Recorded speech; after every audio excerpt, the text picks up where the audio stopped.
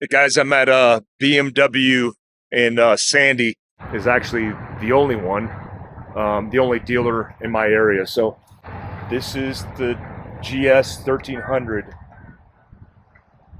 and I can't believe how beautiful this bike is in person. It's a lot prettier than in person than it is online.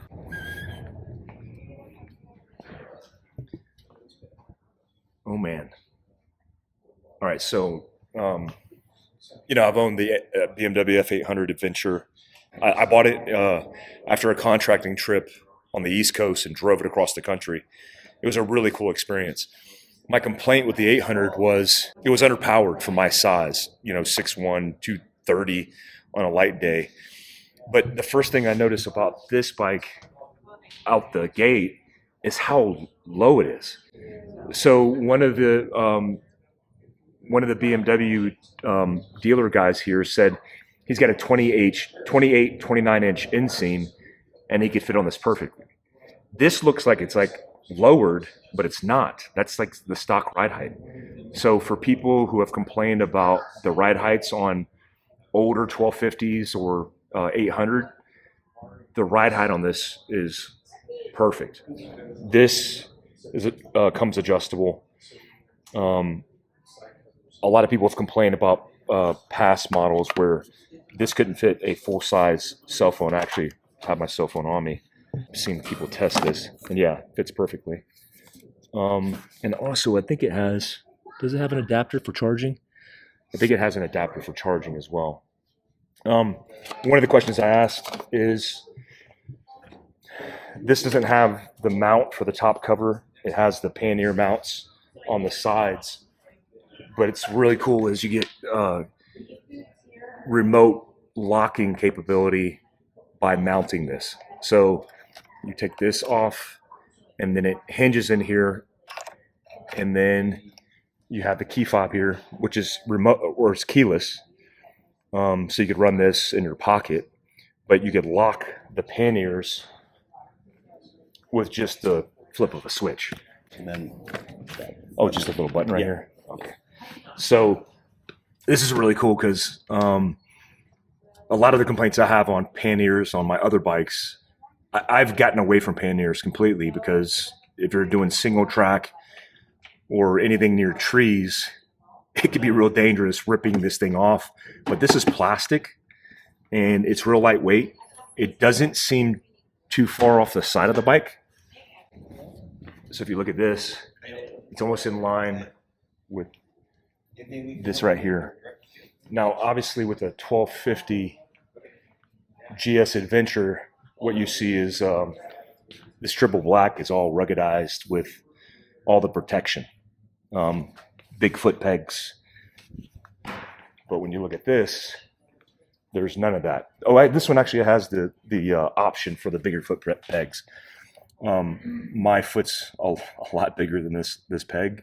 With 13s with boots, so I'm going to get a bigger version of this if I got the bike. What's cool is this center stand. A lot of people have seen it online. Like, this center stand helps you obviously prop up the bike so you could change tires, you could work on the bike. But there's a version of this that has the assist because it has ride height. It's actually not a hydraulic center stand. You drop the stand, you push up the ride height, and it actually helps with propping it up on the stand, which is a big complaint with guys who are running just manual center stands, where it's pretty difficult to get a 500 plus pound bike up on the stand. So this is a little bit lighter than the 1250, but I've seen reviews on the bike loaded with options, and it runs about the same. This is a big point of contention for a lot of people. I don't know why. I think it's really cool. It has the light in the middle, the LEDs surrounding it, and it just looks really cool.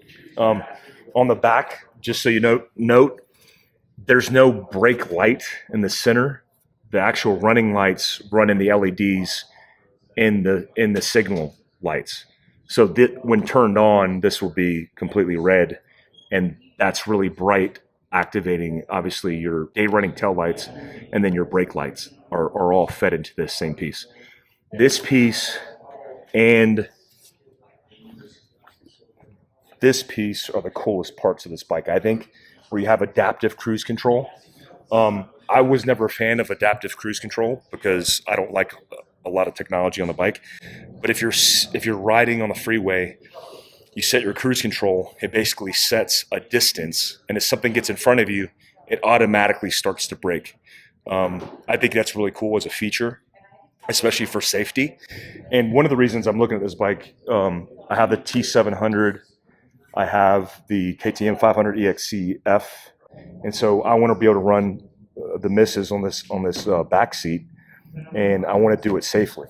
One of the things, so this is the mount that allows you to adapt the top case. Same deal where you unscrew this and it locks manually.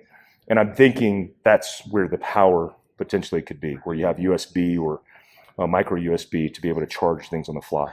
Or the premium package comes with these Acropovic. What do you want? What are you doing, boy? I want to buy that bike. Huh? I want to buy that bike. Okay, I'll get you something. I'll get that. I want to get that devil bike. Okay, we'll do that. So this is a $995 option, but the reality is all these bikes respect from the factory or from the dealers from the factory, and so you're going to get what you get. You're probably not getting a huge horsepower benefit. I mean, I just put an Acropovic on my T700, but it looks clean. It's probably titanium. And yeah, aesthetic wise, it looks real proper. One of the bragging features of this bike is the quick shift technology in this bike. This is a really cool feature. I have yet to test it. I don't have quick shift anything on any of my bikes, so I'm really looking forward to that opportunity.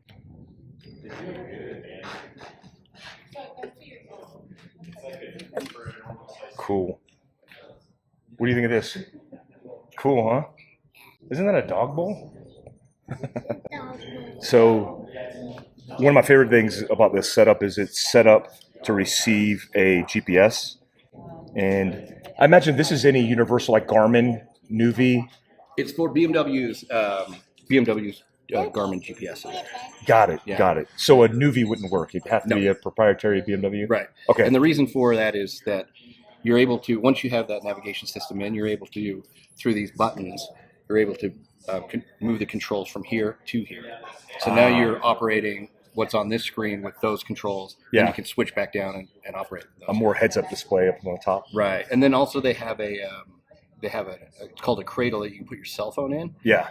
When the BMW app is running, same thing. You can move the controls from here up to that app and control your app with your fingers without having to touch anything. Awesome. So while you're riding. Is this brand new? Nope, it's same layout as the as last year's model. The only feature that's different is going to be it has a sports screen, which is just an optional front-facing screen while you're riding. Yeah. It moves things around, changes the tack, but this shows you your acceleration, traction control, and braking. So those levels go up as you apply the brakes or hit the gas. Yeah. And then this records your leaning, so how far the bike's leaning over. Oh, cool. Yeah. So Awesome. other than that, it's going to be very similar. Perfect. I want to go to the grocery store. Okay, we are. You want to get some candy. I know you're fiending for candy. So the Premier package also has the Brembo brakes. BMW did a deal with Brembo. These are really good brakes. Everybody brags about these. This one these are the off-road, these are the medium ones, right? This isn't there's a road tire, there's a medium one, and then there's off-road. This is the medium, right? This is like the 70-30. Okay, so this is 70-30. You can see the tread. The one that I spec, the 719, I didn't spec it, but it's showing up potentially, has a street tire on it because this one obviously is the trophy version of it, which obviously you can see it by the paint scheme. But I think I'm going to adopt this tire or the off-road tire because we do a lot of stuff up in Moab and all over the country. So either this one or the potential complete off-road one. This is on the 1250 Adventure, and you can see how aggressive it is. You guys ready to go? Yeah. Almost done.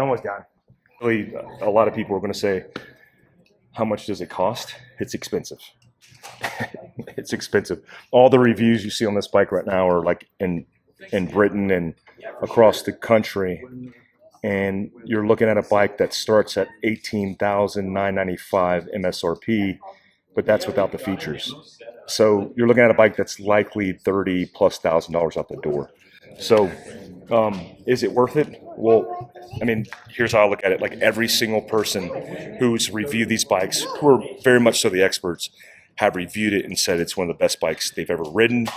It's worth the price, and it to each their own. It's like, what do you guys say? It's you say it must be nice. And it's like, yeah, it's nice. It's pretty nice. So I'm ready to pull the trigger on it. There's a waiting list. If I can get one, I'll pick one up. The one I'm interested in is the option 719, which has the green, which I think is real cool. We have a relationship with Moscow Moto, and Moscow Moto just released an 80-liter soft bag that would look really cool on this. So we'll see. I'll know probably in the next week if it's going to happen anytime soon. If not, I'll just wait and be patient. I'll do a little B-roll and stuff outside because there's some cool bikes out. But yeah, I'm excited. This is the first one. We did a whole bunch of different motorcycle stuff, but this would be a cool adventure because I want to include the missus and the family and doing more of this as we go. The next thing you guys will see from me is we're linking up with Rich Larson in Moab doing a whole moto trip. You'll see that. I'll make sure I post it in both this channel and then Phil Craft's channel. Appreciate you guys.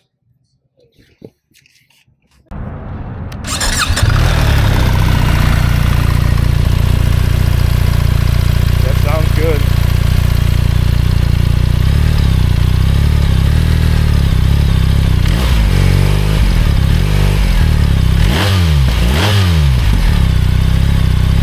Oh, it's a little louder than I thought it would be.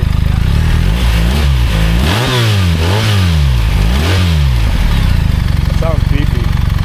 It's not too loud. It sounds good though.